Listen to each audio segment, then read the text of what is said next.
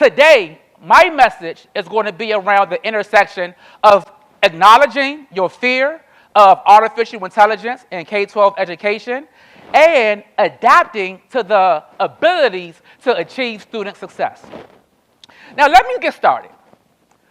I have a confession, not the confession Usher Raymond had on his Grammy Award-winning album, but the confession that I have. When I first heard the term artificial intelligence in K-12 schools, in the educational landscape, I did not get excited.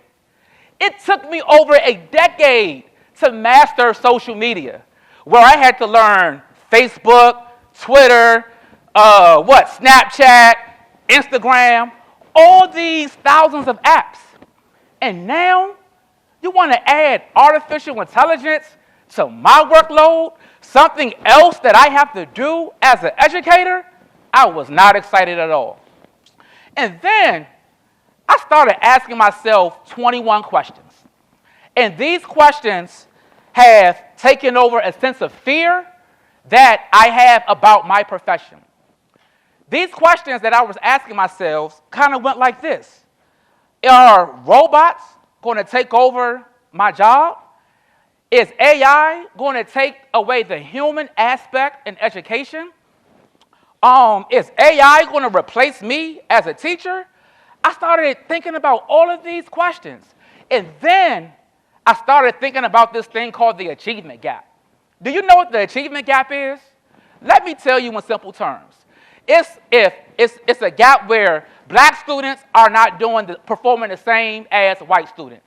So is artificial intelligence going to expand the achievement gap, or is it going to close the achievement gap?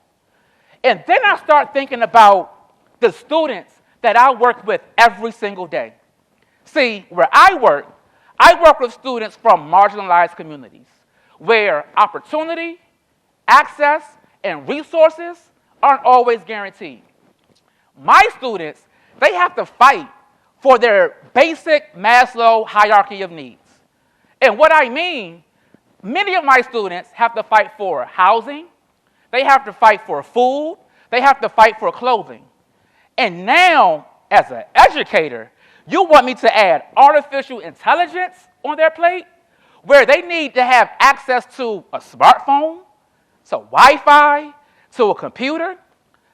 All of these things started just making me go crazy.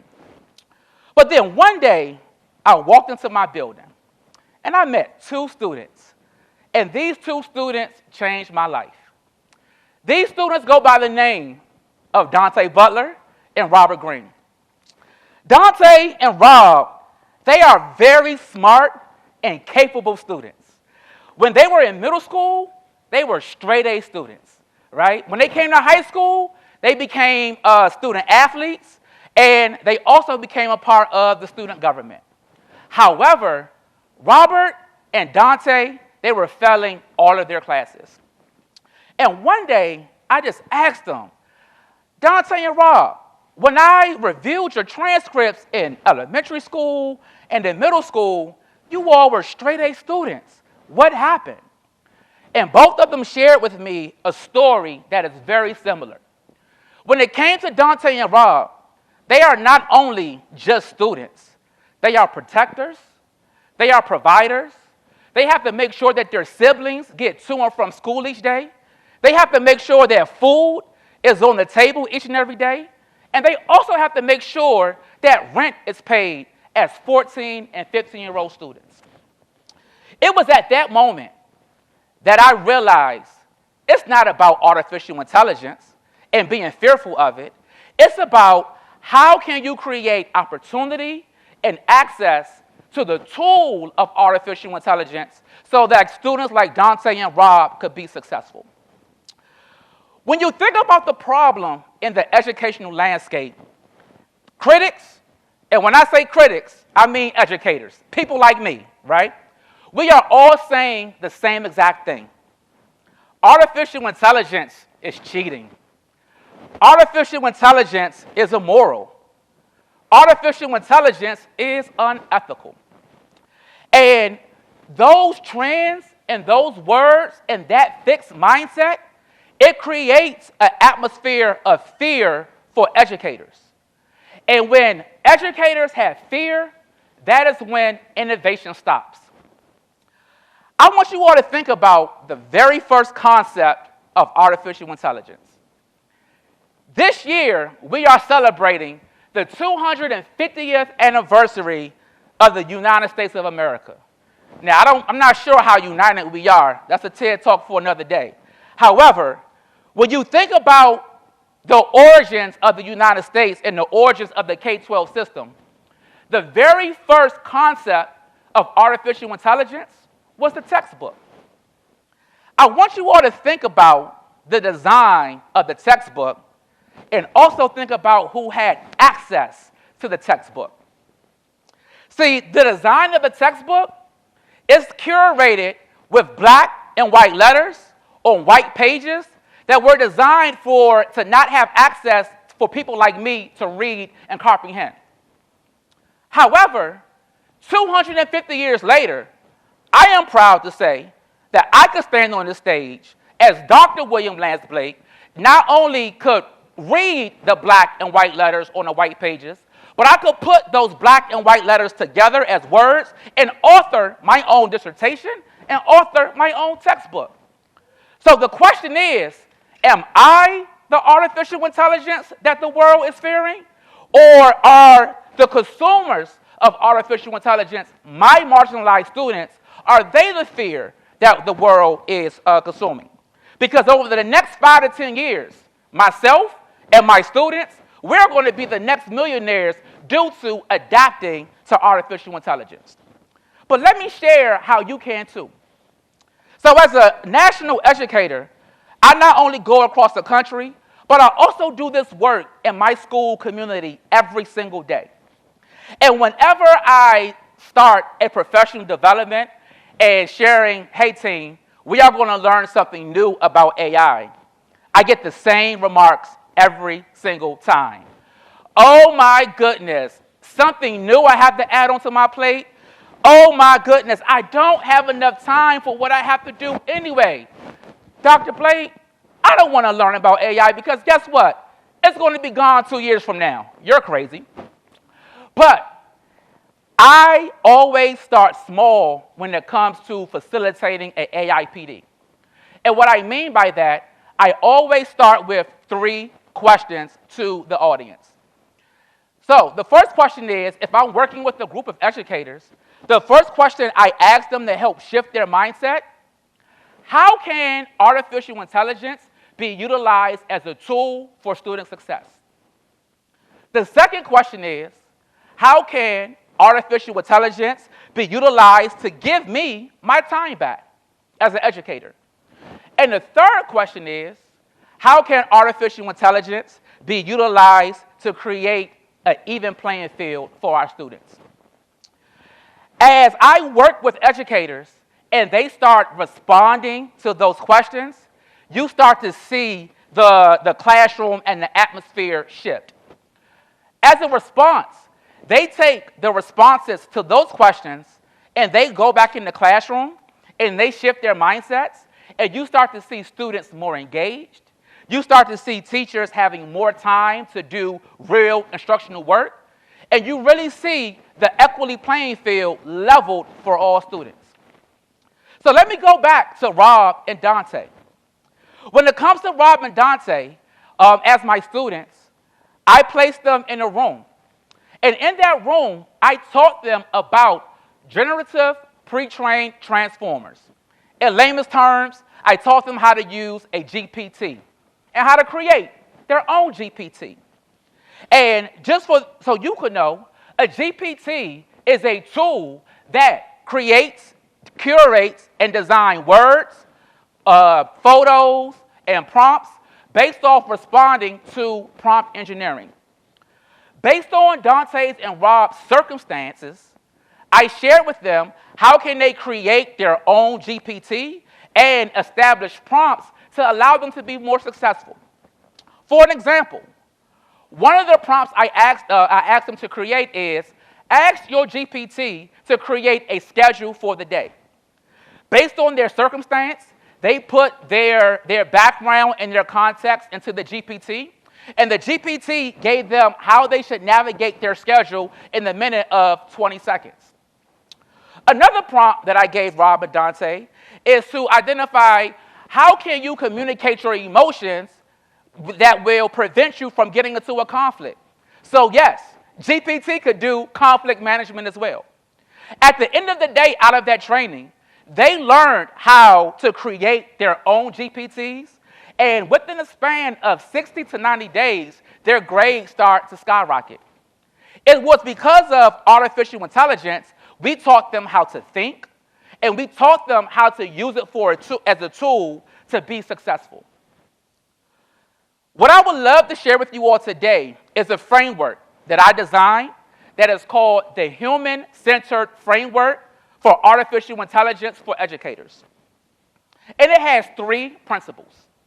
The first principle is, educators, utilize AI to support and not replace.